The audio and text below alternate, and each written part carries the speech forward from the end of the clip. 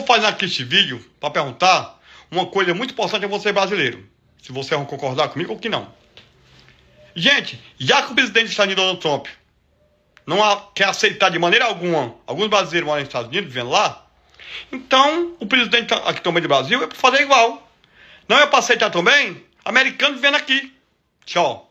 Você é americano, vá morar no seu país. Aqui não. Aqui só tem vaga para os brasileiros. E olha lá. Mas não.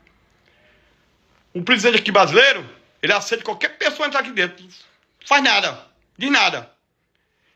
E essas pessoas que vêm dos países, o presidente brasileiro recebe muito mais melhor e trata muito mais melhor do que nós brasileiros. Mas não era para ser assim não.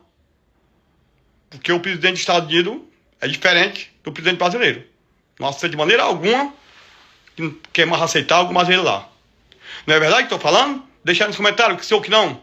Eu estou nos comentários de vocês.